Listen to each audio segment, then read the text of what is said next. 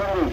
ప్రభు యేసు క్రీస్తుని విశ్వాసమును అప్పుడు నేను మీ ఇంటి వారిని గొప్ప రక్షణ పాప క్షమాపణ పొందుదురు. దయచేసి గమనించండి. మరి ఇక్కడ పుస్తకాలు ఉన్నటువంటి తెలుగు ప్రార్థన మందిరంలో చిన్నపిల్లల కొరకు ప్రత్యేక మరి సండే స్కూల్ ఏర్పాటు చేయబడుతుంది. ఇప్పుడు మరి అందరినీ ప్రేమతో ఆత్మీయ పూజలు పొందండి.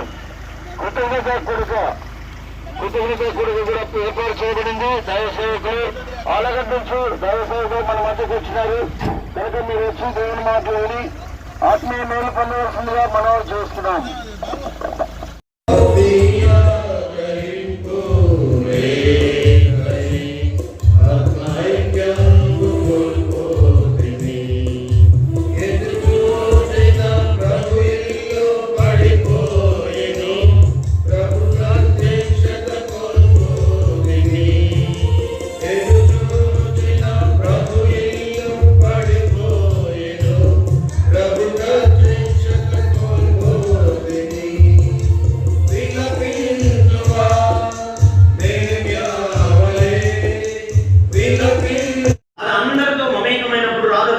ప్రభు కోసం ఒంటరిగా నిలబడితే తప్ప ఆ అనుభవాన్ని మనం పొందుకోలేము.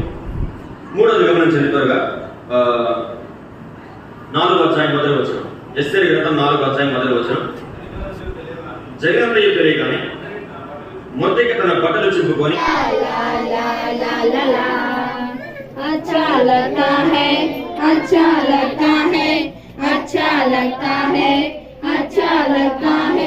यीशु का चरण मुझे अच्छा लगा. ఒకటే మార్గం మార్గం ఆ మార్గమే యేసయ్యా. ఒకటే మార్గం వెళ్ళకండి అని చెప్తాడు.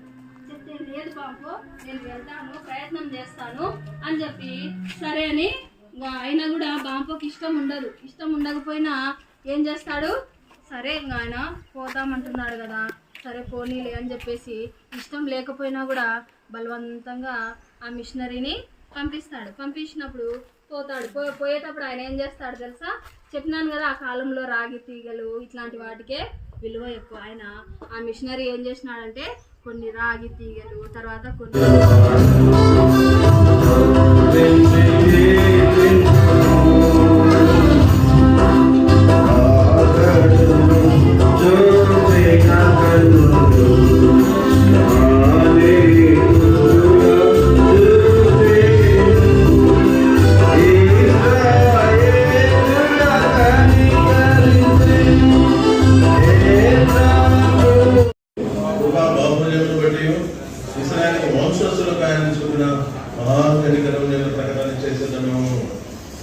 ఇశ్రాయేలు వంశం మనది. చెప్పండి, ఏ వంశం మనది?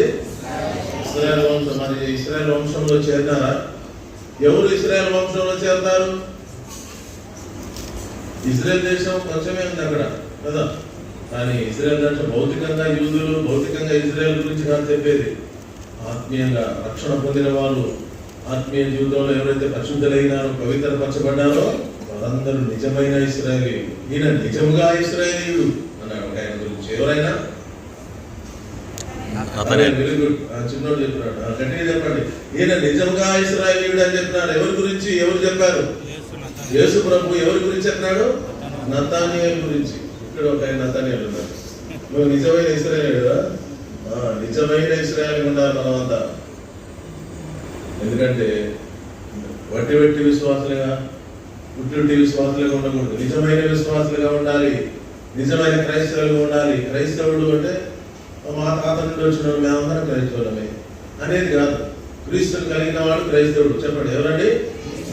గట్టిగా చెప్పండి. క్రీస్తుని కలిగిన వాడు క్రైస్తవుడు. క్రీస్తుని నువ్వు కలిగి ఉన్నావా? నీకు మందిరం ఉంది, నీవు చర్చికి వస్తున్నావేమో, మరి బైబిల్ ఉంది, నీకు మంచి పేరే ఉంది, బైబిల్ పేరు ఉంది, కానీ యేసు ప్రభు లేడు. ఉదయంలో ఎప్పుడు వస్తాడు? ఇదిగో తలుపునంతా నిల్చుంటే తట్టుచున్నాను, ఎవడైనా స్వరమైన తలుపు. అద్భుతం జరుగుతుంది, ఆశీర్వదించబడతాము. కృతజ్ఞతాస్తులు చెల్లించడం ద్వారా జీవాన్ని పొందుతాం. మూడోది చెప్పండి, ఏమిటి? కృతజ్ఞతాస్తులు చెల్లించడం ద్వారా ఏం పొందుతాము? జీవం పొందాం. దేవుని జీవం పొందుతావా? తర్వాత చూడండి, ఇక లూకాసు 17:16 తొందరగా ఇంకొకటి చదవండి.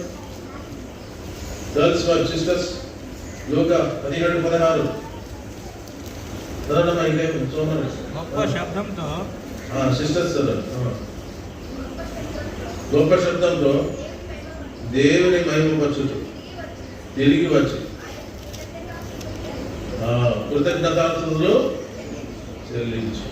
కృతజ్ఞతాస్తుతులు చెల్లించడం ద్వారా దేవునికి మహిమ కలుగుతుంది. పలకండి, కృతజ్ఞతాస్తుతులు చెల్లించడం ద్వారా దేవునికి మహిమ కలుగుతుంది. దేవునికి మహిమ చెల్లించాలి, కృతజ్ఞతాస్తుతులు చెల్లించాలి, దేవునికి వందనాలు చెప్పాలి, దేవుని ఆరాధించాలి. మరి ఆయన కృతజ్ఞతలు చెల్లించడం ద్వారా దేవునికి మహిమ కలుగుతుంది. తర్వాత 2వ దినవృత్తాంతం 8 సువార్తలు ప్రార్థన. ప్రభునందు మీ ప్రయాస వ్యర్థం కాదన్న. చివరిగా కృతజ్ఞతాస్తుతులు చెల్లించడం ద్వారా 7 మేలులు 7 దీవెనలు.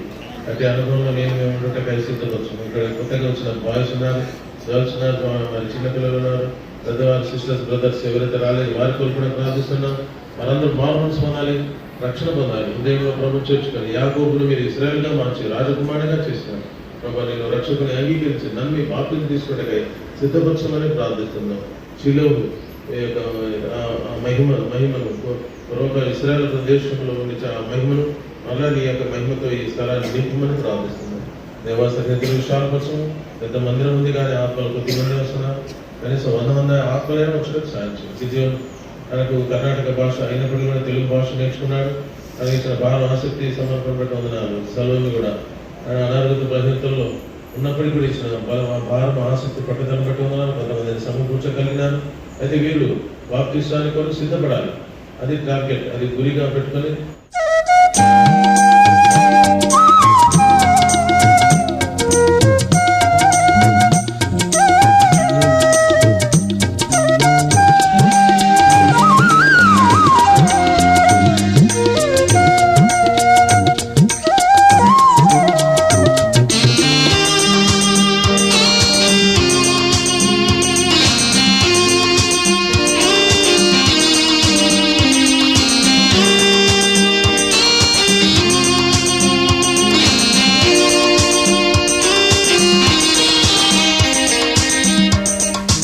యెహోవాను గానము చేసెదము ఏకముగా మనకు రక్షకుడాయనే.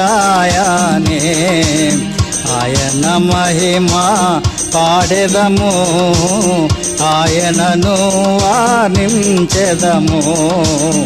ఆయనే దేవుడు మనకు